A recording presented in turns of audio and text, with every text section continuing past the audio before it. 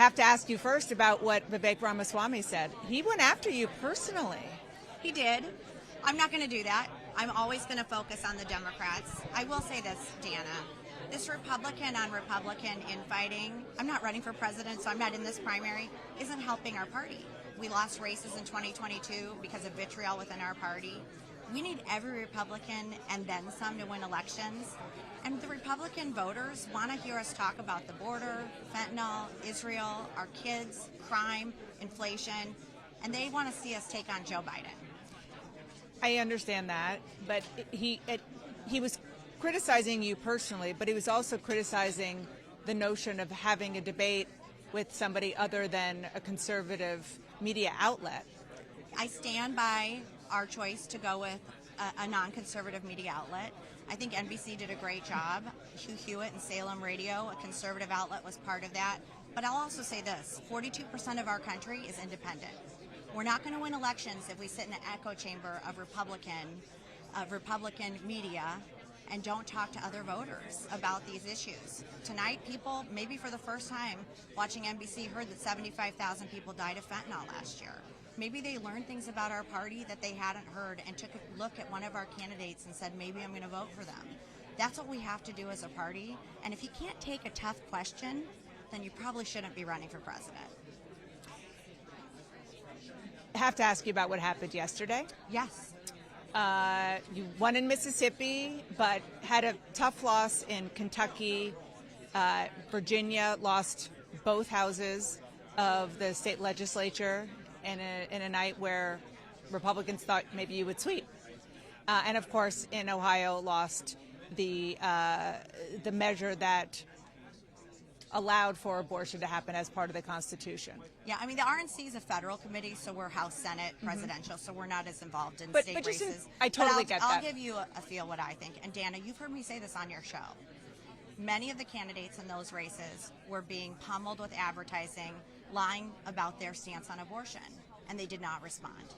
And if you do not respond, a lie becomes the truth. Our candidates need to be conversant and able to get on TV and articulate where they stand on abortion and talk about other things. But if a lie is coming against you to the tune of $30 million and you sit silent, that lie becomes the truth. I've been saying this since before 2022. Many of the consultants in our party are saying, don't talk about it, ignore it. If you watch the Virginia ads, it was abortion by the Democrats, crime from the Republicans. And we're going to need to talk about this issue because women across this country care about this issue. I know this because I'm a suburban woman. What was interesting about Virginia was that the governor, Glenn Youngkin, tried to do what you're describing right now. Talk about it in a way that he thought would be more reasonable for suburban women, having limits on abortion but not an outright ban. And it didn't work. But there wasn't a lot of TV on that. If you look at the numbers, you've got to put a lot of money behind your message to let the voters know where you stand. If I were running, I would say, listen, the Democrats are going to try and define me. Let me tell you where I stand. I'm pro-life, but I do think we should have common sense limitations when a baby feels pain. And we should talk about that as a country. Where do the Democrats stand? What is their exception? When is their point that they won't have an abortion? Gender selection, 9-month? We need to have this conversation. But let me tell you it from me instead of from the Democrats. That did not happen in many of these races. Define yourself before the Democrats define you. You need money to do that. You need money to do that. Money was not an issue in Virginia. So then what happened? It's a choice as to how you advertise. And I am saying this as a suburban woman, one of the few in leadership in our party that's been saying this for 2 years. We have to address this issue, and you can't just ignore it and think you can run crime ads and ignore this issue. One last question. The person not here is the one polling far and ahead away from anybody else who is on the debate stage.